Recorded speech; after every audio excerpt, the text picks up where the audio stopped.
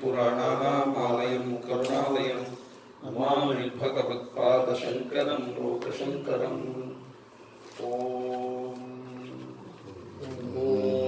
నమస్తస్మై భగవతే నమస్తస్మై భగవతే అర్హతే సమ్యక్ సంబుద్ధాయ అర్హతే సమ్యక్ సంబుద్ధాయ.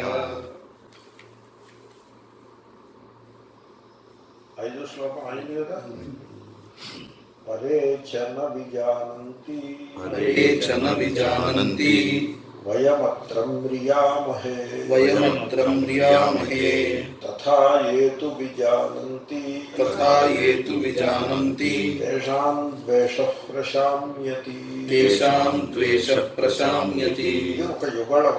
అంటే పైన వైరం గురించి చెప్పారు, ఇప్పుడు అదే వైరాన్ని ఇంకొక విధంగా చెప్తున్నారు. ద్వేషము అనే పదంతో చెప్తున్నారు. జనులు ఉన్నారే, వీళ్ళకి తెలియదు. పరేచ నవిజానంతి. పరే అంటే ఇతరులు. ఇతరులు అంటే ఈ సందర్భంలో ఆ జ్ఞానము కలిగిన ఏషధర్మ సనాతన అని చెప్పిన ఆ సనాతన ధర్మం యొక్క పరిచయం ఉన్న వాళ్ళకి తెలుస్తూ ఉంటుంది. ఏది వైరము చాలా చెడ్డది అని తెలుస్తూ ఉంటుంది.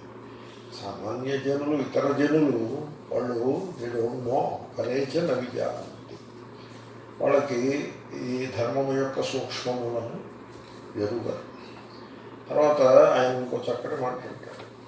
నీవు వైరాన్ని పూని నీవు మూటగట్టిది ఏమున్నది, ఉండే ప్రయోజనం ఏమున్నది? ద్వేషాన్ని జీవితంలో పాలించి ఇతరుల ఏడల ద్వేషమును పూని మనం పొందిది ఏమీ ఉండదు.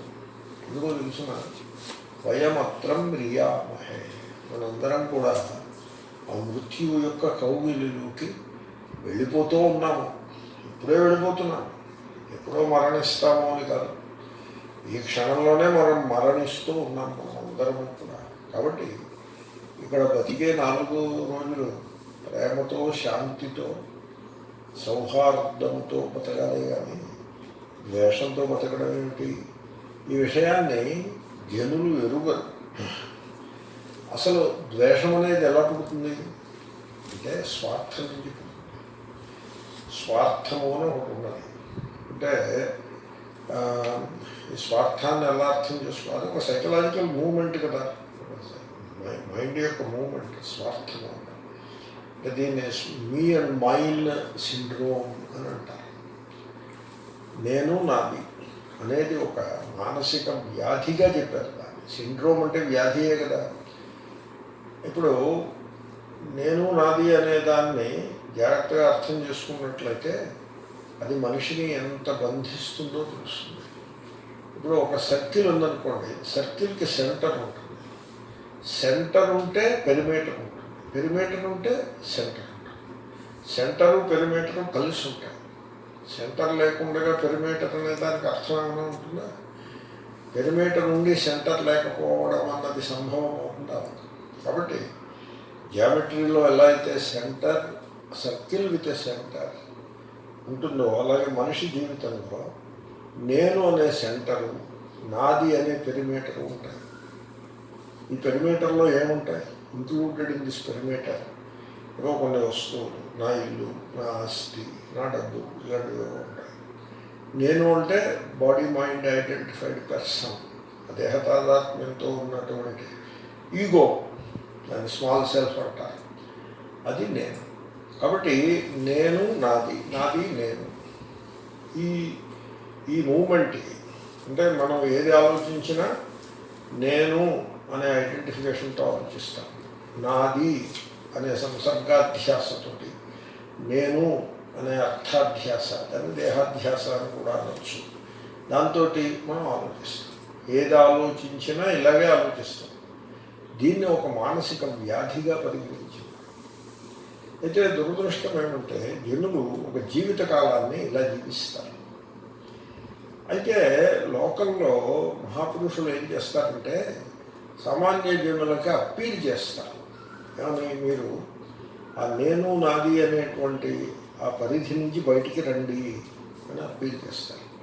ఇప్పుడు నేను నాది అనే పరిస్థితిని మీరు పరిశీలించినట్లయితే ఆ పెరిమీటరు కొంతమంది విషయంలో చిన్నదిగా ఉండొచ్చు. అంటే వాడు ఒక చిన్న సంపదకి, చిన్న బ్యాంక్ అకౌంట్కి, చిన్న ఫ్యామిలీకి హెడ్గా బతుకుతూ ఉంటాడు. అక్కడ పెరిమీటర్ చిన్నదిగా ఉంటుంది. పెద్ద సంపన్నుల విషయంలో ఆ పెరిమీటర్ కొంచెం పెద్దదిగా ఉంటుంది. చదువు తక్కువ వాడికి ఆ పెరిమీటర్ ఒక మోస్తరుగా ఉంటుంది. పెద్ద చదువులు చదివిన వాడికి నా డిగ్రీ, నేను పిహెచ్డి, నేను ఎంఏ అని ఆ పెరిమీటర్ పెద్దది ఉంటుంది కదా. కాబట్టి పెరిమీటర్ అనేది చిన్న సైజు అయినా కావచ్చు, పెద్ద సైజు అయినా కావచ్చు, కానీ నేను నాది అన్నది సమానమే. ఇప్పుడు దీనికి దృష్టాంతం ఏం చెప్తారంటే, ఒకడు జైల్లో ఉన్నాడు, వాడి సెల్ చిన్నదిగా ఉంది. జైల్లో చుట్టూ కొంత పరుగెత్తుదామన్నా నడుద్దామన్నా కూడా తగినంత చోటు లేదు. ఆ తర్వాత ఏమైందంటే ఈ జైలుని దాని ప్రెమిసెస్ని మార్చారు, కొత్త ప్లేస్కి మార్చారు. మార్చినప్పుడు సెల్స్ కొంచెం పెద్దగా ఉన్నాయి. లోపల కాంపౌండ్ వాల్ లోపల ఓపెన్ గ్రౌండ్ ఎక్కువగా ఉంది. కాబట్టి ఎక్కువ దూరం వీళ్ళు హ్యాపీగా ఓపెన్గా పరిగెత్తచ్చు, విశాలమైన సెల్లలో జీవించవచ్చు. బట్ ఇక్కడైనా జైలే, అక్కడైనా జైలే, అంతే కదండి. వాడేమి బంధ విముక్తుడైతే కాదు కదా. ఇక్కడి నుంచి అక్కడికి వెళ్ళినంత మాత్రాన బద్ధుడేనా, లేకపోతే బంధ విముక్తి ఏమైనా కలిగిందా? అదేమీ లేదు కదా. అలాగే చిన్న చదువులు చదివిన, పెద్ద చదువులు చదివిన బంధమే. చిన్న సంపద ఉన్నా, పెద్ద సంపద ఉన్నా బంధమే. తక్కువ పుణ్యకార్యములు చేసినా, ఎక్కువ పుణ్యకార్యములు చేసినా కూడా బంధమే. నేను నాది కదా. ఉడికే శక్తులు వైడ్ విత్ ఎక్కువ పెరిగిందే తప్ప నేను నాది అనేటువంటి ఆ మౌలికమైన దోషం అలాగే ఉండిపోయింది కదా. కాబట్టి అది సెల్ఫిష్నెస్ అంటే. నేను నాది అనే బంధం, అది బంధము. ఆ నేను నాది ఉన్నంతకాలం ఫ్రీడమ్ ఉండదు. దీంట్లో రహస్యం ఏంటంటే, నేను నాది అనే ఆ బంధంలో జీవించే వాళ్ళకి ఫ్రీడమ్ యొక్క ఆ రహస్యం ఎరుగరు. యథార్థమైన ప్రేమను ఎరుగరు. ఆ బంధంలో జీవించడానికి అలవాటు పడుతుంటారు. జైల్లో ఉన్న వాళ్ళకి అలాగా ఆసక్తికి, ద్వేషానికి, ఆపోజిట్స్కి అలవాటు పడుతుంటారే తప్ప యథార్థమైన ప్రేమను వాళ్ళు ఎరుగరు. ఎందుకంటే ఎక్కడైతే నేను నాది ఉంటుందో అక్కడ ప్రేమ ఉండదు. ఎక్కడ ప్రేమ ఉంటుందో అక్కడ నేను నాది అనే మాట ఉండదు. కాబట్టి వాళ్ళు అలా జీవిస్తూ ఉంటారు. అటువంటి సెల్ఫిష్ లైఫ్, స్వార్థపరమైన జీవన శైలి ఏది కలదో ఇది లోకంలో విస్తారంగా ఉంటుంది. అంచేతనే పరేన జానంతి. వాళ్ళు ఈ నేను నాది అనే బంధంలో జీవిస్తూ ద్వేషము చెడ్డది అనే సత్యాన్ని వాళ్ళు తెలుసుకోలేకపోతారు. వాళ్ళు ఏమనుకుంటారంటే మనం చాలా కాలం బతుకుతామని అనుకుంటారు. 70 ఏళ్ళు బతుకుతాము, 80 ఏళ్ళు బతుకుతాము అని అనుకుంటారు. ఈ జ్యోతిషం చెప్పే వాళ్ళని మేము ఎంతకాలం ఆయుద్ధాలు ఎంత అడుగుతాం. అడిగితే వాళ్ళు లెక్క వేసి 85 అని చెప్తారు. మా చిన్నప్పుడు 70 అని చెప్పేవాడు. నాకు బాగా గుర్తు. 70 ఏళ్ళు బతుకుతాము అంటే అందరూ, ఇంట్లో వాళ్ళందరూ సంతోషించేవారు. ఆయనకి కొంత దక్షిణ ఎక్కువ ఇచ్చి పంపించేవారు. ఇప్పుడు ఆ మాట చెప్పాలంటే 70 అని వెంటనే డిస్మిస్ చేసేస్తారు. ఇప్పుడు 90 అని చెప్పాలి. సో ఈ విధంగా జనులు అలా జీవిస్తూ ఉంటారు. నేను నాది అనే సిండ్రోమ్లో జీవిస్తూ ఉంటారు. వాళ్ళు జీవించే కాలము అత్యల్పము. మరణం ఏనాడైనా, ఏ క్షణంలోనైనా దెబ్బకు తీయడానికి సిద్ధంగా వేచి ఉన్నది. ఆ శ్వాసలోనే మరణము దాగి ఉన్నది అని తెలుసుకోవాలి. వాళ్ళు ఏమనుకుంటారంటే మరణం ఎప్పుడో వస్తుందో జాతకాలు రాయించుకుంటారు. ఆ జాతకంలో మరణం గురించి కూడా వాడు రాసి పెడతారు. వీడికి ఇది ఆయుష్య రేఖ పెద్దది అంటాడు. చేయి చూసి ఓ రేఖ, ఓ గీత పెడతాడు, అది పెద్దది. ఏం చెప్పమంటారు, సూపర్ స్టిషన్స్కి హద్దే లేకుండా పోయింది. సో అదే ఆయుష్య రేఖ ఎంత పూర్ణాయుర్దాయము కూడా అల్పమే. 80 ఏళ్ళు బతికితే కూడా అల్పమే. అదేమి పెద్ద ఆయుర్దాయమేమీ కాదు. కాబట్టి ఈ నేను నాది అనేటువంటి ఆ చట్రంలో బతికి వాడికి దీర్ఘాయుర్దాయం అనే మాట వ్యర్థము అని కూడా వాడు ఎదుగుడు. వాడు ఆ ద్వేషంతో వాడు జీవిస్తూ ఉంటాడు. ఈ పెద్దలు ఏం చేస్తారంటే, ఈ మతాచార్యులు, ధర్మాచార్యులు ఏం చేస్తారంటే, ఈ నేను నాది అనే స్వార్థపూరితమైన జీవించి వాడి దగ్గర నుండి ఎంతో కొంత సొమ్ము లేకపోతే ఎంతో కొంత సంపదని రాబట్టే ప్రయత్నం చేస్తారు. వాడిని ఆ పరిధి నుంచి బయటికి లాగే ప్రయత్నం వీళ్ళు చేస్తారు. వాడు ఒక్క పిసరు బయటకు వచ్చి పుణ్యం పేరుతో దేవుడి పేరుతో ఒక్క పిసరు బయటకు వచ్చి ఏదో చందా ఏదో దానమో ధర్మమో చేసేసి మళ్ళీ లోపలికి వెళ్ళిపోతాడు. జైల్లోంచి ఏదో పేరోళ్ళ మీద వారం రోజులు బయటకు వచ్చి వాళ్ళు గారికి వెళ్ళిపోయినట్టుగా వెళ్ళిపోతూ ఉంటాడు. ది మిడిల్ క్లాస్ అని అంటారు, వాళ్ళందరూ ఈ కేటగిరీలోకి వస్తారు. ఈ మీ అండ్ మైండ్ సిండ్రోమ్ కేటగిరీలోకి వస్తారు.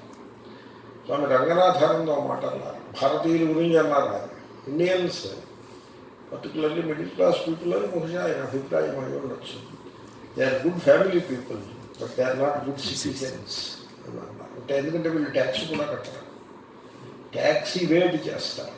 ఆ స్వార్థ భావన అంత లోతుగా ఉంటుందంటే ప్రభుత్వానికి ఇచ్చి ట్యాక్స్ ఇచ్చేద్దాం అని అనుకోరు. ఆ ట్యాక్స్ని అది కూడా మనం కాపాడుకుందాము, అది కట్టకుండా తప్పు సర్టిఫికెట్లను చూపించి తప్పు బిల్లులు పెట్టి ట్యాక్స్ కట్టకుండా ఉంటారు. ఇలాంటి స్వార్థ భావనతో ఉంటారు. మీరు వాళ్ళ దగ్గరికి వెళ్ళి ఈ ద్వేషం అన్నది ఎందుకు కొరగానిది అని చెప్తే వాళ్ళు తెలుసుకుంటారని తెలుసుకోరు. పదేచన విజానంది వయమత్రం రియామహే. మనం ఈ క్షణంలోనే మరణిస్తూ ఉన్నాము. ఈ ద్వేషము దేనికి? అసలు నిజానికి ఈ స్వార్థ బుద్ధి నుండే ద్వేషము పుడుతుంది. అసూయ, తర్వాత దంభము, మోసము, కపటము, మాయ, ఇవన్నీ కూడా స్వార్థ బుద్ధి నుండే పుడతాయి. దీని మీద మహాత్ముడు ఒక దృష్టాంతం చెప్పాడు, కొంచెం కటువైన దృష్టాంతం చెప్పాడు. వేసవిలో అంటే ఆయన చూసి చెప్పాడు, వేసవిలో నేల కాలు పెడితే కాలిపోయిట్లా ఉన్నప్పుడు కోతి ఆ పిల్లని తన పొట్టనే అంటిపెట్టుకున్న పిల్లని కింద పెట్టి దాని మీద నిలబడుతుంది. అంటే దాని కాళ్ళు కాలిపోతున్నప్పుడు తన కాళ్ళు కాలకుండా రక్షించుకోవడం కోసం ఆ పిల్లని మీద నిలబడుతుంది అని ఎక్స్ట్రీమ్ ఎగ్జాంపుల్ చెప్పాడు. ఎగ్జాంపుల్ ఇది ఎక్స్ట్రీమ్. మామూలుగా కోతులు పిల్లల్ని చాలా ప్రేమగా కాపాడుకుంటాయి, కానీ ఆ ప్రేమ ఎంతవరకు? తనకు ముప్పు రానంతవరకే. మనిషి యొక్క స్వార్థం ఎంతవరకు? వాడు నా భార్య నా పిల్లలు ఉంటాడు ఎంతవరకు? ఆ స్వార్థంలో వాళ్ళు ఫిట్ ఇమిడినంత వరకు పర్వాలేదు. ఒకవేళ తన స్వార్థానికే ముప్పు వచ్చినట్లయితే పిల్లల్ని భార్యని కూడా సాక్రిఫైస్ చేయడానికి వెనుకాడడు మనిషి. చాలా క్రూరంగా తయారవుతాడు మనిషి, స్వార్థ బుద్ధి గలవాడు.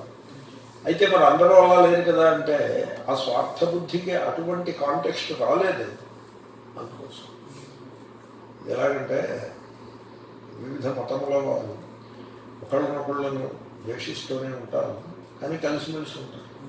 అలా ఎందుకున్నారంటే ఇనఫ్ ఛాలెంజ్ లేకపోవడం చేత అలా ఉన్నారు.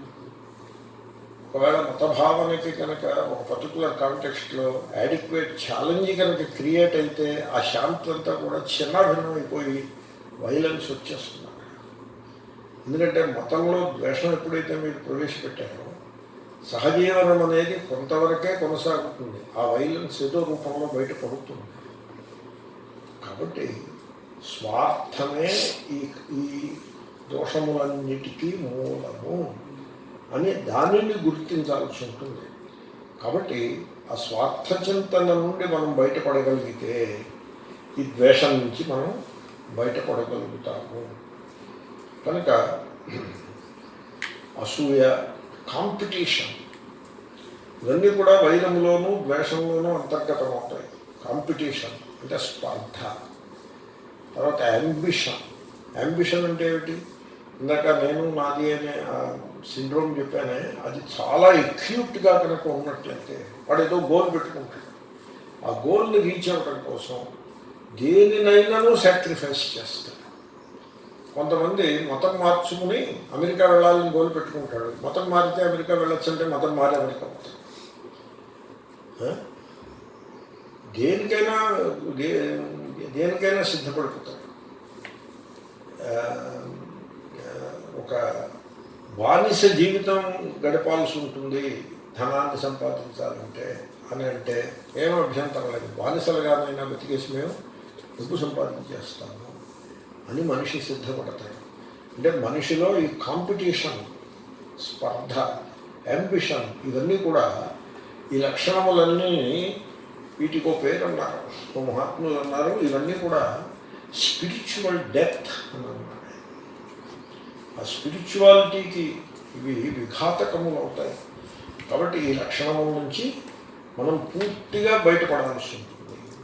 ద్వేష, ఈ ద్వేషం అనేది మనకి సుతరాము ఉండరాదు. ఎవరైతే జీవితము అల్పము, మనం ఈ క్షణంలోనే మరణిస్తూ ఉన్నాము, దీనికోసం మరణించడానికి టైం ఏం పట్టదు, at this moment we are dying అని ఎవరైతే తెలుసుకుంటారో వాళ్ళ హృదయం నుండి ఈ నేను నాది అనే స్వార్థము, దాంతో పాటుగా ద్వేషం ఇవన్నీ కూడా తొలగిపోతాయి. కాబట్టి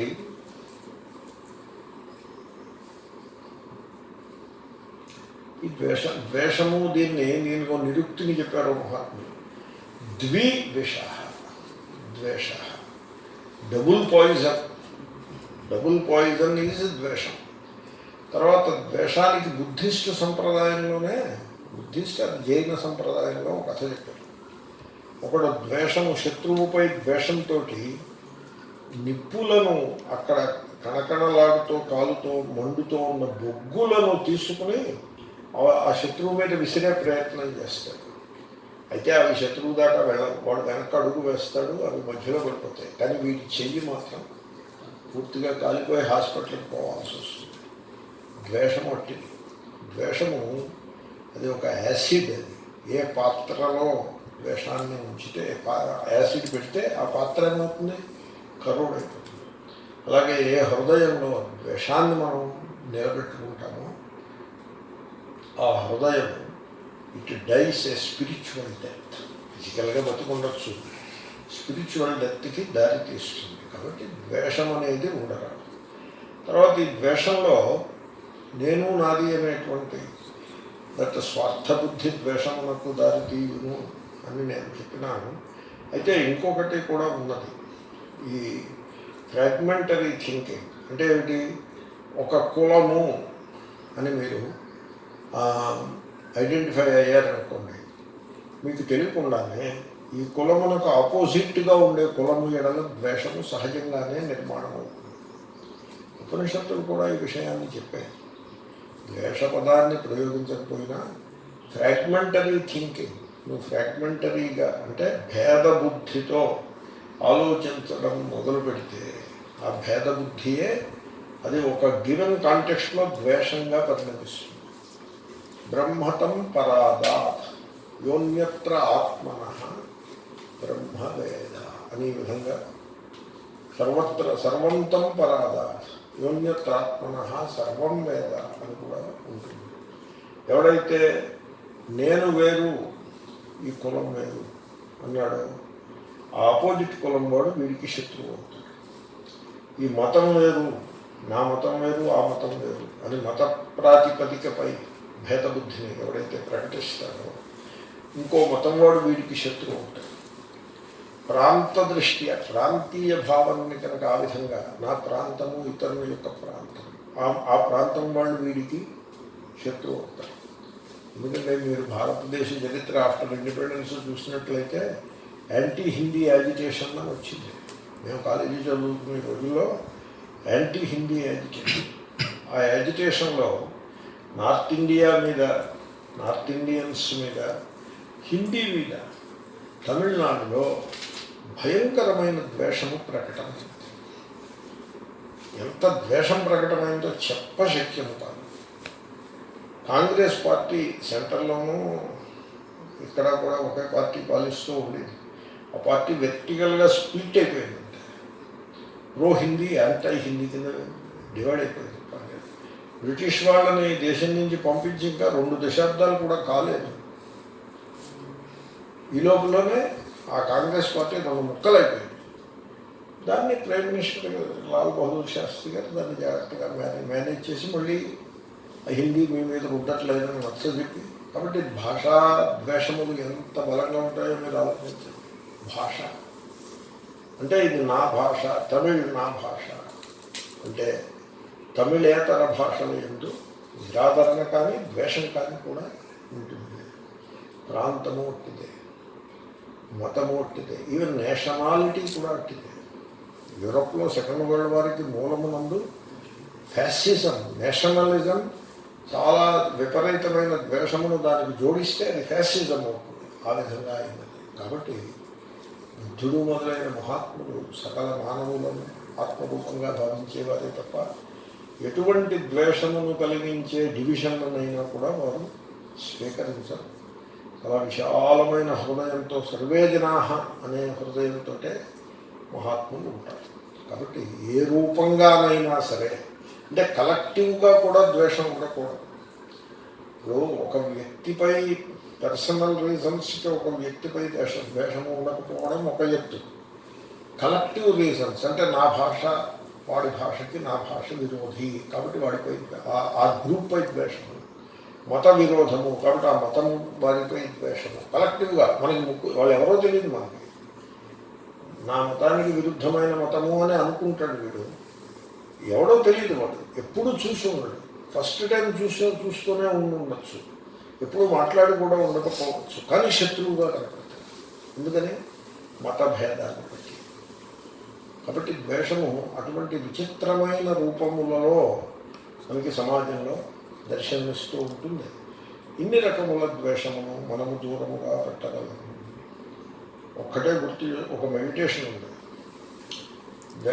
ద్వేషాన్ని నివారణ చేసే మెడిటేషన్ ఉంది. ఇప్పుడు ఒక ఆయన నాతో అన్నారు, ఏమంటే ఆయన మీద కోర్టు కేసు నడుస్తుంది, ఆయన నాకు ద్రోహం చేశారు.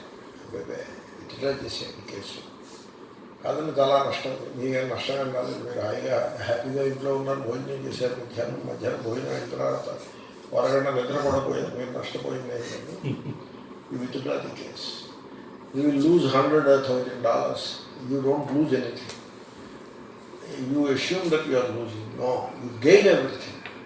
ఆ స్పిరిచువల్ డెప్త్ నుంచి మీరు బయటపడతారు, ద్వేషం అనేది లేకుండా ఉంటాయి. You just give a phone call and bless him and withdraw the case, అయిపోయింది. He did that. ఆ తర్వాత నాతో ఆయన అన్నారు, ఇంకా ఇప్పటికీ ఆ వ్యక్తి నాకు చేసిన ద్రోహబుద్ధి నాకు కనపడుతూనే ఉంటుందండి, హృదయంలో అలా పీడిస్తూనే ఉంటుంది. అంటే అప్పుడు ఆయనకు నేను 2 మెడిటేషన్స్ సజెస్ట్ చేశాను. ఒకటి లవింగ్ కైండ్నెస్ మెడిటేషన్, అది బుద్ధుడు చెప్పిన మెడిటేషన్. ఈ మెడిటేషన్ నేను చాలా విస్తారంగా చేశాను, క్లాసెస్లో చెప్పడం కూడా అయినది. చాలామంది ఆ మెడిటేషన్ని పాటించారు, చాలా చక్కటి ఫలాన్ని పొందుతున్నారు.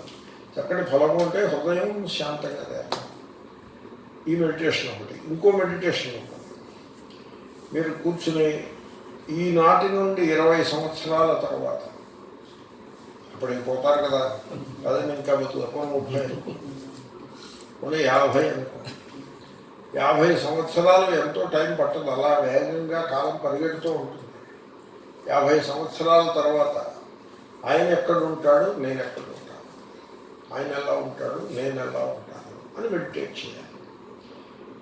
ఆయన ఇప్పుడు బూడిదై మట్టిలో కలిసి ఉంటాడు, అంతే కదా.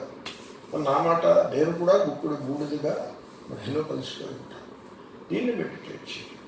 Meditate this, just go on meditating. ఒక పావు గంట సేపు ఆయన నేను, ఆయన 50 ఏళ్ళ తర్వాత ఏమవుతాడు, థింక్ అబౌట్ ఇట్. నేనేమవుతాను 50 ఏళ్ళ తర్వాత, think about it. And then finally you conclude the meditation by asking the question, ఈ ద్వేషము ఆవశ్యకమా, ఈ ద్వేషము న్యాయయుక్తియుక్తమా అని మీరు ప్రశ్న వేసుకుంది. అలా 2-3 సార్లు మెడిటేట్ చేయండి, పోతుంది. అదే ఆ మెడిటేషన్, వయమత్రం మ్రియామహే అనేది అక్కడ వచ్చింది. ఓకే, శ్లోకాన్ని పదచ్ఛేదం చేద్దాం. న విజానంతి వయం అత్ర మ్రియామహే. తథా తథా ఏ ఏ తు తు విజానంతి విజానంతి తేషాం ద్వేషః ద్వేషః ప్రశామ్యతి. ప్రశామ్యతి. అంటే ఇక్కడ ద్వేషము పైన చెప్పిన వైరము ఒక్కటే, యమక వర్గం కదా అది. పరేచ ఇతర జనులు పరేచ ఇతర జనులు నవిజానంతి ఎరుగరు. నవిజానంతి ఎరుగరు. ఎవరి ఇతర జనులు అంటే విజానంతి తెలుసుకున్నవారు అంటే జ్ఞానులు. అజ్ఞానులకి ఇతర జనులు అంటే అజ్ఞానులు అని అర్థం. ఓకే. అత్ర ఈ లోకమునందు అత్ర ఈ లోకమునందు లేదా ఈ జీవితమునందు ఈ జీవితమునందు వయం మనము మ్రియామహే మరణిస్తూ ఉన్నాము. మరణిస్తూ ఉన్నాము. లట్టది లెఫ్ట్ అంటే ప్రజెంట్ కంటిన్యూస్. ఈ క్షణం ఇప్పుడే మరణిస్తూ ఉన్నాం. కాబట్టి ఈ ఎందుకోసం ఈ స్పిరిచువల్ డెత్ మనకెందుకండి? ఈ స్పిరిచువల్ డెత్ అనేది ఉండకూడదు. దేహం ఎలాగో మరణిస్తుంది, మరణించలేదు. స్పిరిట్కి డెత్ ఉండకూడదు. స్పిరిట్కి డెత్ యథార్థంగా లేదు. కానీ మీరు ద్వేషాన్ని కనుక పెట్టుకుంటే that amounts to spiritual death. ఆ స్పిరిచువల్ డెత్ అనే ఎక్స్ప్రెషన్ స్వామి రావట్లేదు. ఆయన పదప్రయోగం ఎలా చేశారు? Do you want spiritual death? Physical death it is already happening. Everybody is dying. You want the spirit to be alive or you want the spirit also should die? We want the spirit should be alive timelessly. In that case ద్వేషము తగదు, స్వార్థము తగదు. స్వార్థమే spiritual death. మీ and mind సిండ్రోమే spiritual death కింద వర్ణించినారు. తథా ఆ ప్రకారముగా. తథా ఆ ప్రకారముగా అంటే ఆ ప్రకారముగా అంటే మనం ఈ క్షణంలోనే మరణిస్తూ ఉన్నాము అనే ప్రకారంగా. ఏతు ఎవరైతే విజానంతి తెలుసుకుంటున్నారో తేషాం వారికి ద్వేషము ప్రశామ్యతి చల్లారును. సో ఇసి ఇక్కడ బుద్ధుడు చెప్పే బోధ ఎలా ఉంటుందంటే, నీ స్వరూపమును తెలుసుకొనుటకు నిన్ను నీవే తీర్చిదిద్దుకోవాలి అన్నట్టుగా. ఇప్పుడు ఇది ఎలాగంటే, సపోజ్ వేదాంతం పేరుతో ఇలా బోధించారనుకోండి. నేను గురువును, నువ్వు శిష్యుడు. నువ్వు అద్వేష తర్వాత నిస్వార్థత మొదలైన సద్గుణములను నేర్చుకుంటూ చాలా కష్టం కదా. దాంట్లో చాలా ఇబ్బంది ఉంటుంది. మానసికమైన బలహీనతలన్నింటినీ అధిగమించాల్సి ఉంటుంది. అవి అలాంటివి అవి వచ్చినప్పుడు వస్తాయి. నువ్వేం చేస్తావంటే గురువుని పట్టుకో, గురువుకు శుశ్రూష చేస్తూ ఉండు, శాస్త్రం పట్టుకో.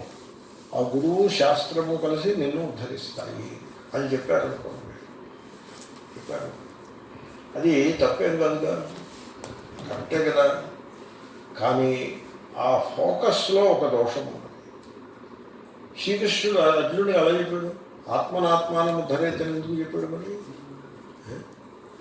అంటే మరి గురువు అక్కర్లేదు కాబట్టి ఆత్మనాత్మానం ఉద్ధరైతే చెప్పాడు. అలా చెప్పలేదు. గురువు తనే కదా గురువు. అర్జునుడు శిష్యుడిగా శిష్యుడిగా శరణాగతి చేసి ఉన్నాడు కదా. శ్రీకృష్ణుడు చెప్పిన దానిని ఆయన శ్రద్ధగా వింటున్నాడు కదా.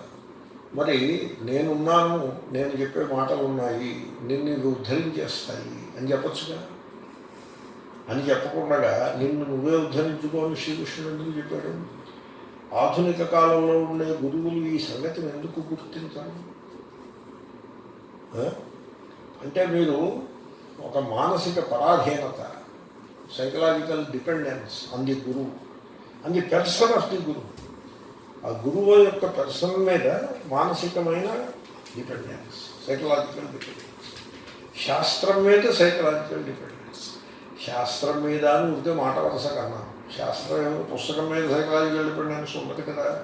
ఆ గురువు మనల్ని ఉద్ధరించేస్తాడు అని సైకలాజికల్ డిపెండెన్స్ పెట్టుకుని, అదే నిన్ను నీవు ఉద్ధరించుకోవాలనే మాటను సుతరాము విస్మరించేస్తే అది సంప్రదాయం అవుతుందా?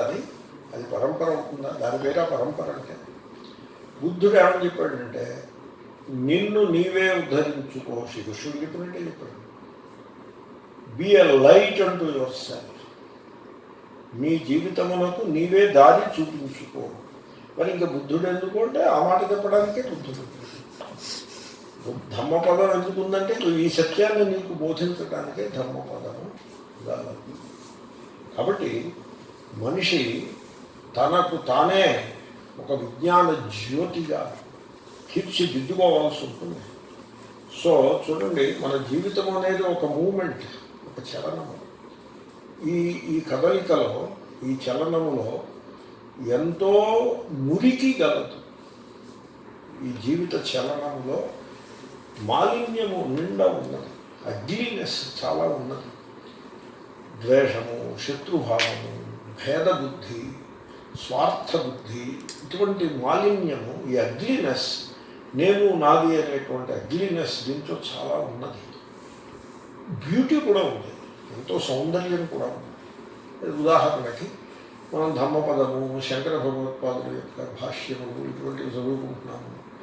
ఏదో పవిత్రంగా జీవించే ప్రయత్నం చేస్తున్నాము. ఇతరులను హింసించకుండా, మోసము కపటము చేయకుండా కష్టపడి పనిచేసి 4 రూపాయలు సంపాదించుకుని బ్రతికే ప్రయత్నం చేస్తున్నాము. ఏదో కొద్ది గొప్ప దానం ధర్మం చేయాలనేటువంటి దృష్టి కలిగి ఉన్నాము. అతిథి సేవ చేస్తున్నాము. ఇదంతా కూడా బ్యూటీ ఉన్నది. కాబట్టి ఈ జీవనం అనేటువంటి ప్రవాహంలో మురికి ఉన్నది, ఒక శోభ కూడా గలదు. తర్వాత ప్లెషర్స్ ఉన్నాయి, పెయిన్స్ ఉన్నాయి. ఏవో సుఖాలు అనుభవించాము, ఏవో దుఃఖాలు, కొన్ని సెటిల్ అవుతాయి, కొన్ని సెటిల్ కాకుండా అలాగే ఉంటాయి. ఇవన్నీ ఉన్నాయి. తర్వాత చాలా కన్ఫ్యూషన్ కూడా ఉన్నది. ఇవన్నీ ఉన్నాయి. మనం వీటన్నిటి నుండి బయటపడి మన యొక్క స్పిరిచువల్ ట్రూత్ మనము దాన్ని దర్శించాలా అక్కర్లేదా? దాన్ని దర్శించాలన్నట్లయితే, ఆ కన్ఫ్యూషన్ నుంచి మనం బయటపడాలి అన్నట్లయితే, ఇదిగో ఈ మురికి, ఈ స్వార్థము, ద్వేషము ఇత్యాది లక్షణములను గుర్తుపట్టి వీటి నుంచి మనం ఫ్రీ అయిపోవాలి. ప్రాపంచిక విషయముల నుండియే మనం ఫ్రీ అవ్వాల్సి ఉంటుంది. అది తర్వాతి శ్లోకంలో, తర్వాతి మార్గంలో, యమకంలో రాబోతోంది ప్రాపంచిక విషయం.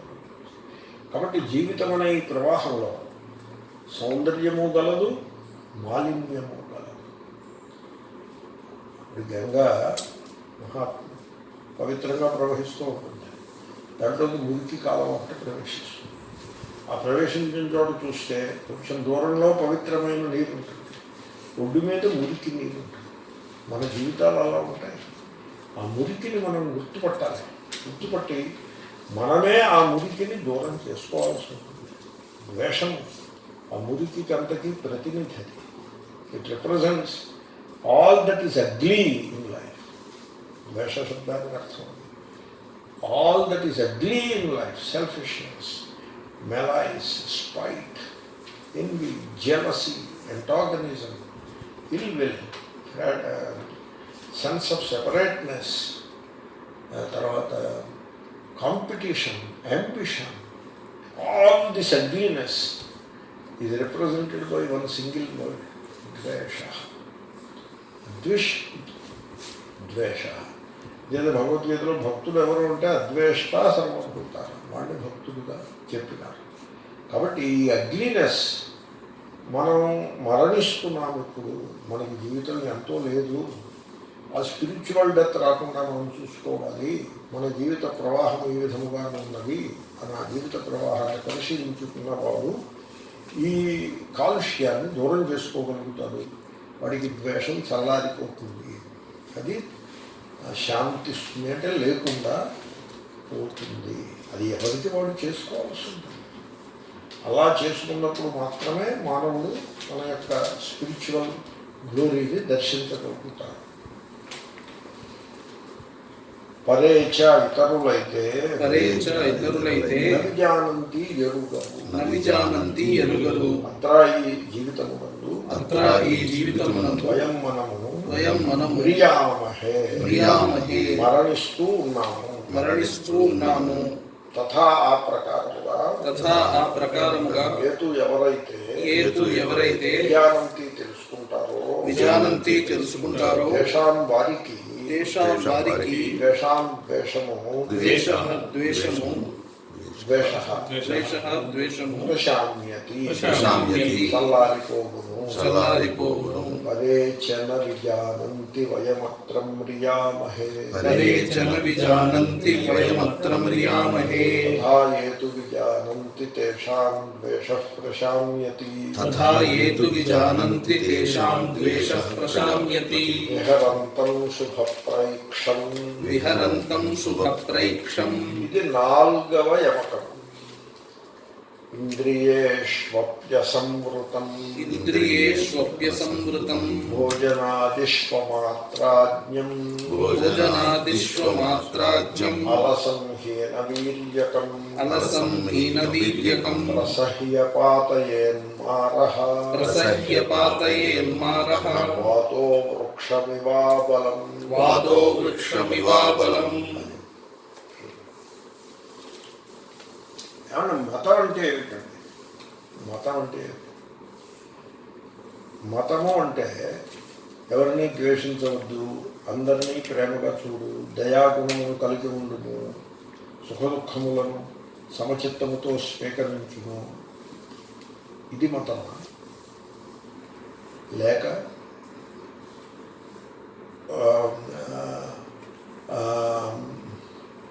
కొబ్బరికాయ కొట్టి లోపలికి వెళ్ళు, దేవుడి ప్రసాదానికి అలగట్టుకుని తినము, కోరికలు తీర్చుకునేందుకు గ్రహముల జపములు చేయించు, వీరు చేసుకునేందుకు తెలివితేటలు వీడికి ఎక్కడ ఉన్నాయి, చేయించు. తర్వాత కోర్టులో కేసులు నెక్కడానికి పూజలు అవి మాకు తెలుసు, అవి చేసుకో. ఎక్కువ కాలం బతకడానికి జపం చేసుకో, అయితే హోమం చేసుకో. విఘ్నాలు రాకుండా ఉండడానికి ఆ దేవతని పూజించు, వచ్చిన విఘ్నాలు పోవడానికి ఈ దేవతని పూజించు, కొత్త సంపద రావడానికి ఆ దేవతని పూజించు, పోయిన సంపద తిరిగి దొరకడానికి ఈ దేవతని పూజించు. ఒకవేళ జైలుకి వెళ్ళిపోయినట్లయితే జైల్లోంచి విముక్తులు రావడానికి ఈ జపం చేయి. జైలుకు వెళ్ళే అవకాశం ఉన్నప్పుడు జైలుకి వెళ్లకుండా కాపాడుకోవడానికి ఈ మంత్రం జపించు. అది మతమా? ఏది మతం? మీకు అర్థమైన పాయింట్?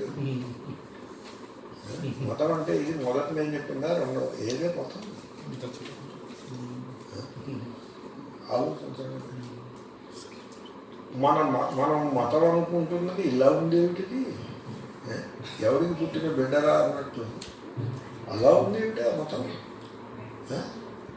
ఆ మతంలో అద్వేష్టా సర్వభూతానాం మైత్రః కరుణ ఏవచ నిర్మమో నిరహంకార సమదుఃఖ సుఖ క్షమీ సతతం యోగి ఉదాసీన గతం వ్యథ తుల్య నిందాస్తుతి మౌని. ఇలాంటి మాటలు లేవేమిటి మతంలో? ఇలా ఉండేవిటండి ఈ మతం. ఈ మతాన్ని చూస్తే నవ్వాలా ఏడవాలా? మీకు అర్థమైందా పాయింట్? Very amazing. నువ్వు ఇంతకుముందు నేను వర్ణించిన మతం, ఆ మతాన్ని పట్టుకుని వేలాడుతూ బుద్ధుడు దేవుడు లేడన్నాడని బుద్ధుడి మీద దండయాత్ర. నువ్వు చెప్తున్న దేవుడు ఎలా ఉన్నాడు? నువ్వు ఏ దేవుడికి సబ్స్క్రైబ్ చేస్తున్నావో ఆ దేవుడు ఏమైనా శోభగా ఉన్నాడా? ఎవడు పూజ చేస్తే వాడి కోరికలు తీరుస్తాడు, పూజ చేయకపోతే కోరికలు తీర్చడు. బాగుందా? ఆ దేవుడు నీకు నచ్చాడా? బుద్ధుడు దేవుడు లేదు, బుద్ధుడు దేవుడు ఉన్నాడని చెప్పలేదు కాబట్టి బుద్ధుడు తక్కువడయ్యాడు. ఎక్కడ నుంచి వచ్చిందండి మాకు? అర్థమైందా మీకు పాయింట్? సద్గుణ ప్రాప్తిరేవ ఈశ్వర ప్రాప్తి. నేనేమంటానంటే రిచువల్స్ అనేవి మతంలో ఉంటాయి, పార్ట్ అండ్ పార్సల్ ఆఫ్ మతం. వాటిని పని కట్టుకుని ప్రచారం చేయక్కర్లేదు. లోకంలో ఆచార్యులు, గురువులు మఠములను, పీఠములను, ఆశ్రమములను నిర్మించి స్థాపించి నడిపించేటువంటి పెద్దలు రిచువల్స్ ప్రచారం చేయడం అవసరం. వాళ్ళు మంచితనమును ప్రచారం చేస్తే బాగుంది, ఆత్మగుణములను ప్రచారం చేస్తే బాగుంది. నేను ఒకసారి ఆ ట్యాంక్ బండ మీద నడుస్తుంటే అక్కడ చిన్న గూడు ఒకటి ఉంది. ఆ గూడులో దేవత ఒకటి ఉంటుంది, మైసమ్మ, కట్ట మైసమ్మ ఏదో దేవత ఉంటుంది. పొద్దున్న 6 o'clock అక్కడ ఉన్నాను నేను అనుకోకుండా. ఎవరెవరో ఈ మున్సిపల్ వర్కర్సు, రిక్షా కార్మికులు ఎవరెవరో వస్తూ ఉంటారు, పువ్వు ఒకటి పెట్టి దండ పెట్టుకుని వెళ్తూ ఉంటారు. వాళ్ళకి ఏ ఆచార్యుడు బోధించాడు రిచువల్ చేయమని? వాళ్ళు ఏ వేదాంత సొసైటీలో వేదాంతాన్ని అధ్యయనం చేశారో ఆ రిక్షా కార్మికులను, ఆ మున్సిపల్ కార్మికులను? అంటే ఏమిటి, సహజంగానే జీవితంలో ఏవో ఇబ్బందులు వస్తాయేమో అని భయం. ఏదైనా ఒక దేవతను ఆరాధించినట్లయితే ఆ దేవత యొక్క అనుగ్రహం మనకు కలిగి ఆ భయం నుంచి మనం విముక్తులవుతామనే ఒక ఆశ సకల మానవులకి ఉంటుంది. దీనికోసం మీరు మఠాలు పెట్టి, పీఠాలు పెట్టి, లేకపోతే పెద్ద పెద్ద ఆచార్య కులములను స్థాపించి వాటి ద్వారా మీరు ప్రచారం చేయనక్కర్లేదు. రిచువల్స్ ఆ రిచువల్స్ని వాళ్ళు ప్రచారం చేసుకుంటారు. తర్వాత పురోహితులు ఉన్నారు, వాళ్ళు పని కట్టుకుని వెళ్ళి నిద్రపోతున్న వాడిని నిద్రలేపి వాడికి రిచువల్ చేయిస్తాడు. వాడి చేత ఎల్లుండి మీ నాన్నగారి తద్దినం పోయి అని వెళ్ళి చెప్పి ఫోన్ చేసి మరీ చెప్పి పెట్టిస్తాడు తద్దినం. మరి అయితే ఈ ఆచార్యులు, పర్టికులర్లీ వేదాంతం బోధించే ఆచార్యులు ఏం ప్రచారం చేయాలి, ఏమి బోధించాలి? వాళ్ళు ఆత్మగుణములను బోధించాలి. వాటిని బోధించడం అవసరం. రిచువల్ని బోధించడానికి ఏముంటుందండి? దాంట్లో ఆ కల్పన చూసుకుంటే వాడే చేసుకుంటాడు. అసలు ఒకప్పుడైతే ఎవడ రిచువల్ వాడే చేసుకోవాలి. పురోహితుడు ఉన్నవాడు ఎదురుకుండా కూర్చొని నీకు మంచి మార్గాన్ని బోధిస్తాడంతే, సూపర్వైజ్ చేస్తాడంతే. బ్రహ్మ సూపర్విజనే, ఈ రిచువల్ నువ్వే చేసుకో అన్నట్టుగా ఉండేది. కానీ తర్వాతి కాలంలో జనులు సోమరిపోతులు అయిపోయిన కారణంగా రిచువల్ సెక్షన్ని కంఠస్థం చేసి చదువుకునేంత శక్తి వీళ్ళకి లేకపోవడం చేత, కానీ రిచువల్ని విడిచిపెట్టడానికి భయము, కామనలు అడ్డుగావడం చేత ఈ బరువంతా పురోహితుని ఎత్తిన పెట్టి దక్షిణ ఇచ్చి చేతులు దులుపుకుంటున్నారు. కాబట్టి రిచువల్స్ని బోధించే వాళ్ళు చాలామంది ఉన్నారు లోకంలో. దీనికోసం వేదాంతాన్ని 5 ఏళ్ళు 10 ఏళ్ళు అధ్యయనం, 3 ఏళ్ళు 5 ఏళ్ళు అధ్యయనం చేసి రిచువల్స్ని ప్రారంభం చేసి ప్రచారం చేయనక్కర్లేదు. ఏమైనా తెలివితేటలు ఉంటే, నీకేమైనా శాస్త్రం చదివినందుకు గాను ఆ శాస్త్రం యొక్క సారం నీకేమైనా అర్థమైతే సద్గుణములను బోధించును, మంచిని ప్రచారం చేయి. మతపరమైన రిచువల్స్ని ప్రచారం చేయాల్సిన పని మానేసి మంచిని ప్రచారం చేయి. మీరు మాట నచ్చుకొని రెండింటినీ ప్రచారం చేస్తే ఎలా ఉంటుంది? అలా ఉండదండి. అది మీ ఫోకస్ కర్మజ్ఞానము రెండింటి మీద పెట్టేస్తానంటే ఆ కర్మజ్ఞాన సముచ్చయం అనే దాన్ని పెద్దలు ఒప్పరు. నేను కాలేజీలోనూ చదువుకుంటాను, క్లబ్లో కూడా మెంబర్గా ఉంటానంటే, మీ అబ్బాయి కాలేజీలో చదువుకుంటే క్లబ్లో మెంబర్గా ఉంటానంటే మీరు ఒప్పుకుంటారా? అయితే నేను కాలేజీలో చదువుకుంటాను, లోకల్ క్రికెట్ క్లబ్లో మెంబర్ని, క్రికెట్ కూడా ఆడుతూ ఉంటాను అంటే మీ అబ్బాయి ఒప్పుకుంటారా మీరు? నేను చదువు చెడిపోతుంది, క్రికెట్ వేసవి కాలంలో చూసుకోవచ్చు, ఇప్పుడు చదువుకొని చెప్తారా చెప్పరా? బుద్ధుడు రిచువల్స్ని ప్రచారం చేయలేదు, సద్గుణాలను ప్రచారం చేశాడు. యమకం అంటే 2 శ్లోకాలు. మొదట నిషేధ రూపంగా చెప్తాడు, అంటే ఈ దుర్గుణం ఎలా ఉంటుందో చెప్తాడు. 2వ శ్లోకంలో కరస్పాండింగ్ సుగుణము ఎలా ఉంటుందో చెప్తాడు. నిషేధ రూపంగా చెప్పి అన్వయ రూపంగా చెప్తే అది బాగా హృదయానికి హత్తుకుంటుంది. మళ్ళీ అందాము, విహరంతం శుభప్రైక్షం ఇంద్రియేష్వప్యసంవృతం భోజనాదిష్వమాత్రాజ్ఞం అలసంహీన వీర్యకం రసహ్యపాతయేన్మారః వాతో వృక్షమివాబలం. ఒక రాక్షసుడు ఉన్నాడు, అసురుడనో రాక్షసుడనో మీకేం నచ్చితే ఆ పేరు పెట్టుకోండి. వాడి పేరు మారహ. ఈ రాక్షసుల పేర్లు మీరు చూసుకోండి ఒకసారి.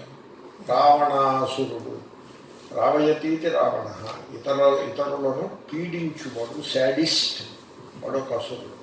నరకాసురుడు, నరకం అంటే హెల్. అఘాసురుడు, అఘం అంటే పాపం. ఈ రాక్షసుల పేర్లు కంసాసురుడు, కటికి వాడు అంటారు చూడండి, కసాయి అంటారు చూడండి. కసాయి, కంస అంటే కసాయి. ఈ పేర్లు మీకు ఎలా ఉన్నాయి? ఆ పేర్లు ఫలానా మనుష్యులు అన్నట్టుగా అనిపిస్తుందా, లేకపోతే దుర్గుణమునకే అసుర అని పేరు పెట్టారనిపిస్తుందా? దాని ముఖం చూస్తూ తెలుసు. భగవద్గీతలో శ్రీకృష్ణుడు ఏమన్నాడంటే, నాకు శత్రువు ఎవరు, నేను మంచి తెలిసి కూడా ఎందుకు చేయలేకపోతున్నాను, పాపం చేయటానికి ఇంత ప్రోత్సాహం నా లోపల నుంచి వస్తోంది, ఎక్కడి నుంచి వస్తోంది, ఈ పాపాన్ని దూరంగా పెట్టడం నా వల్ల అవ్వట్లేదు, ఏది కారణము అని అడిగాడు అర్జునుడు. అడిగితే శ్రీకృష్ణుడు చెప్పాడు, కామ ఏష క్రోధ ఏష మహాశనో మహాపాత్మ విధ్యేనం ఇహ వైద్యుడు రజోగుణ సముద్భవ. రజోగుణం అంటే అది అసురుడికి రజోగుణము అని పేరు. అసుషు రమంతే రజోగుణ ప్రధానం. అక్కడ అసురుడు ఎవరైనాడు? కామాసురుడు, క్రోధాసురుడు. అయితే ఆ పేర్లు ఎక్కడా వినలేదు అంటే మహాశన, బకాసురుడు పేరు విన్నారా? వాడేవాడు కామాసురుడు అంటే బకాసురుడు. బకాసురుడు ఎంత తిన్నా వాడికి ఆకలి తీరదు. మళ్ళీ ఉన్నాడు వీళ్ళు బండి తిండి దున్నలు అవన్నీ వాడికి తినిపించాల్సిందే. మనిషిని కూడా తింటాడు. అంత తిన్నా వాడు మొన్నాడికి మళ్ళీ ఆకలి వేస్తూ ఉన్నాడు. కామాసురుణ్ణి బకాసురుడు అయినాడు. మహాపాత్మ అంటే ఎవరు? అఘాసురుడు. భాగవతంలో వస్తాడు. కాబట్టి ఆ రాక్షసుడు ఉన్నాడు. వీడు ఎక్కడున్నాడు? వీడు ఇంద్రియాన్ని మనోబుద్ధి అస్యాధిష్టానం క్షీయతే. ఇంద్రియాల్లో ఉన్నాడు, మనస్సులో ఉన్నాడు, బుద్ధిలో ఉన్నాడు. సరిగ్గా అదే మాట చెప్పారు. ఇటు వచ్చి కామహ తీసి మారహ పెట్టాడు. మన సంస్కృత సాహిత్యంలో మారుడు, కాముడు అని పర్యాయ పదాలుగా వాడుతూ ఉంటారు. అయితే భగవద్గీతలో మారదహనము అని అంటారు, కామదహనము అంటారు. కామదహనం అంటే హిందూయిజం అయింది, మారదహనం అంటే బుద్ధిజం. హిందూయిజానికి బుద్ధిజానికి అంతే. దీంట్లో బైబిల్లో డెవిల్ ఉన్నాడు. ఈ డెవిల్ ఏవాడు? క్రైస్తులో ఏమైనా బలహీనత ఉన్నదా దాన్ని ఎక్స్ప్లాయిట్ చేసి క్రైస్తు మహాశయుడిని తప్పుదారి పట్టిద్దామని ట్రై చేస్తాడు ఒకటి డెవిల్. వాడే వీడు. కాబట్టి ఎక్కడికి వెళ్ళినా ఈ డెవిల్ ఒకడు ఉంటుంది, అసలైన డెవిల్. ఈ డెవిల్ ఎక్కడ ఉంటాడు? మనలో ఉంటాడు. ఎలా ఉంటాడు మనలో? విహరంతం, ఈ రూపంలో ఉంటాడు. విహరంతం అంటే ఏంటంటే పిక్నికింగ్ టైపు.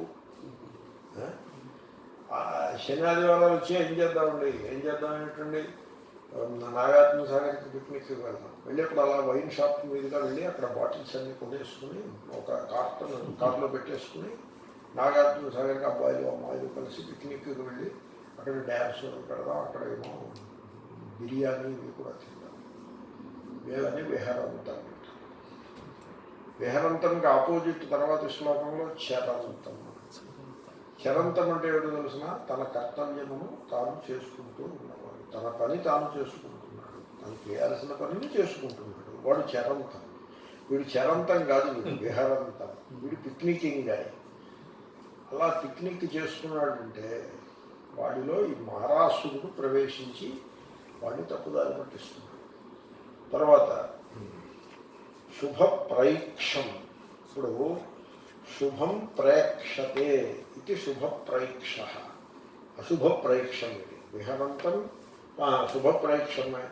శుభం ప్రేక్షతే అది దీన్ని ఉపపద సమాసము అంటారు. శుభం అది కర్మార్థకమైన పదం. దాంతో అది పక్కనే ఉంది ధాతువు ఈక్ష అనే ప్రేక్ష ఉపసర్గ పెట్టండి. ధాతువు పక్కనే ఉంది. ఇది సుప్పుకి సుబంతానికి తెంగంతంతో సమాసం. దీన్ని ఉపపద సమాసం అంటారు. దీంట్లో కూడా సుప్పు ప్రత్యయం పోతుంది. ఇప్పుడు శుభం ప్రేక్షతే అన్నప్పుడు శుభ అం ప్రేక్ష ఆ తిప్పు తీసేయండి, పోయింది, ప్రేక్ష ఉంటుంది. శుభ అం ముందుగా అది పోతుంది, ఆ సుప్పు కూడా పోతుంది. అయితే ఈ కర్మ ఉపపదము అంటారు. ఈ శుభ శబ్దానికి ఉపపదము అనే సంజ్ఞ వస్తుంది. అది కర్మార్థకమైన పదము ఉపపదమైనప్పుడు అన్న అనే ప్రత్యయం, నహ అనే ప్రత్యయం చెప్పారు. ధాతువు ఈక్ష అయినప్పుడు ఈక్షతి క్షమిభ్యాంచ అనే సూత్రం చేత కర్మణి ఉపపదే సతి ధాతోహో నహ అనే ప్రత్యయం వచ్చింది. శుభ పక్క నుండి అమ్ము పోయింది, శుభ ప్రేక్ష ఆ అని వచ్చింది. ఇప్పుడు ఈ ఆ అని వచ్చినప్పుడు ప్రేక్షలో ఉన్నటువంటి ఉపధా ఆది ఆది అచ్చు ఏదైతే కలదో ఆ అచ్చుకి ఏ దానికి వృద్ధి చెప్పారు, ఒక సూత్రం చేత చెప్పారు.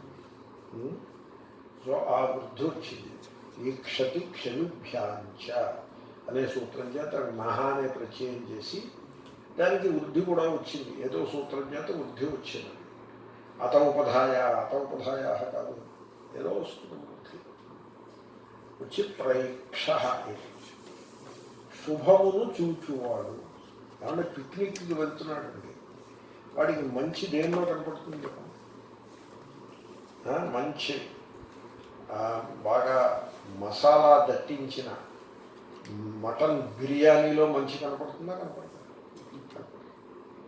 ఆల్కహాల్ మాదక ద్రవ్యములలో మంచి కనపడుతుందా? అమ్మాయిలతో కలిసి డ్యాన్స్ చేయటంలో మంచి కనపడుతుందా? అల్లరి చిల్లరిగా తిరగడంలో మంచి కనపడుతుందా? వీటిల్లో మంచి చూస్తూ ఉంటాడు.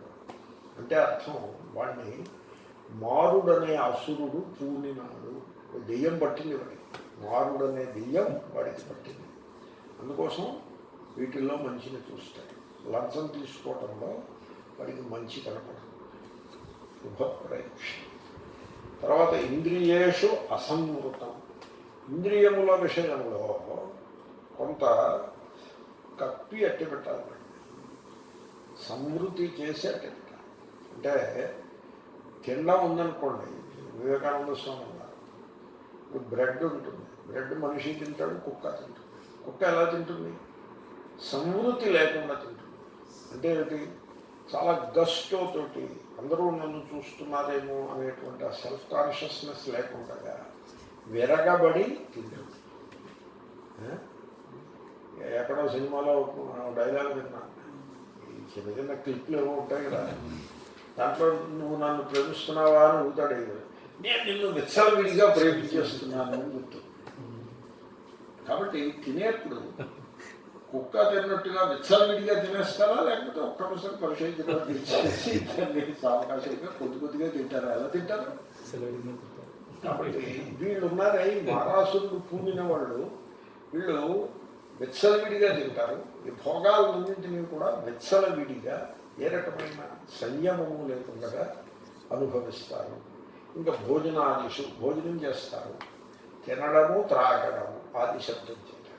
ఎంత తినాలి, ఆ మాత్ర పరిమాణం తెలియాలా అక్కర్లేదా? భోజనాది స్వమాత్రాజ్ఞం. ఏమంటే భోజనం ఎంత చేయాలి? బ్రేక్ఫాస్ట్ ఉందనుకోండి, ఒక ఐటెం చేయాలి. మీరు 3-4 ఐటమ్స్ బ్రేక్ఫాస్ట్ టేబుల్ మీద చూస్తూ ఉంటారు.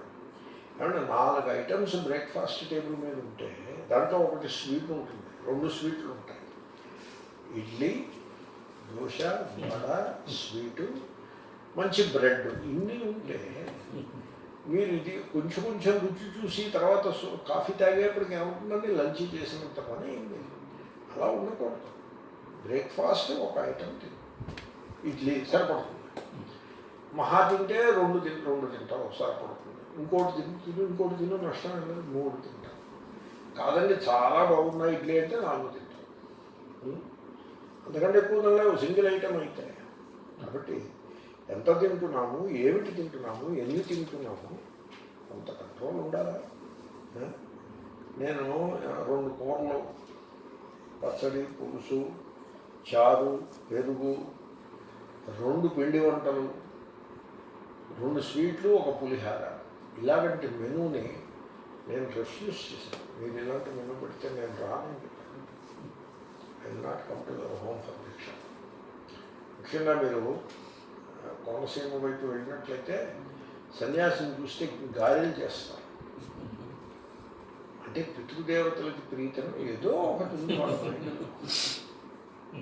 గారెలు. నేను వెళ్ళిన చోటలా గారెలు చేయడం మొదలుపెట్టాను. నేను అన్నాను, ఏంటంటే గారెలు ఎందుకు చేస్తున్నారు? నేను తిన్న గారెలు. వాళ్ళు గమనించారు, ఒక్కటే గారెలు వేసుకున్నాను. నేనే అడిగేశాను ఉండబట్టలేక, ఏమిటండి గారెలు చేస్తున్నారు ఏమిటి నేను వచ్చినప్పుడల్లా? అప్పుడు నేను మా మిత్రుడు చెప్పాను, నేను గారెలు తినలేకపోయాను, గారెలు చేయించదు, నేను తదినం పెట్టినట్టుగా ఎప్పుడైనా ఒకసారి చేయలేదు. కాబట్టి ఏం తింటున్నాము, ఎన్ని తింటున్నాము అని ఒక మాత్ర తెలుసు ఉండద్దు. అమాత్రాది అదే ఉండదు. ఆలసం అంటే సోమరిగా ఉంటారు. తినడం అయిపోయిన తర్వాత ఎలా ఉంటారు? సోమరిగా ఉంటారు. హీన వీర్యకం, వాళ్ళలో ఉత్సాహశక్తి అనేది క్షీణించిపోయి ఉంటుంది. గీత పాఠం ఉంది రమ్మంటే వస్తారా? ఎరా అక్కడికి వెళ్ళి ఒక మైల్ దూరం వాకింగ్ చేద్దాం రా అంటే అది నా వల్ల కాదు. ఆ ఉత్సాహశక్తి క్షీణించిపోయి ఉంటుంది. అటువంటి వాడిని ఆ మారాసురుడు ఏం చేస్తాడో తెలిసిన, దెబ్బతీస్తాడు, బలంగా దెబ్బ కొడతాడు. అంటే వాడు ఫిజికల్గా సిక్ అయిపోతాడు, సైకలాజికల్గా సిక్, టెన్షన్లోనూ స్ట్రెస్లోనూ ఉండిపోతాడు. It's a spiritual death. రసహ్య పాతయేన్ మారహ, ఎలాగో తెలిసిన, సన్నటి కాడ ఉన్న మొక్కని తుఫాను గాలి కొట్టి పారేసినట్టుగా మారుడు కొట్టి పారేస్తాడు అని ఈ శ్లోకంలో చెప్పాడు. దీనికి ఎగ్జాక్ట్ ఆపోజిట్ శ్లోకం కూడా చెప్తాడు. ముందు నిషేధం చెప్పి తర్వాత అన్వయం చెప్తాడు. అప్పటికి ఒక యమకం పూర్తవుతుంది. ఈ యమకాన్ని రేపు ఉదయం మనం చూద్దాం.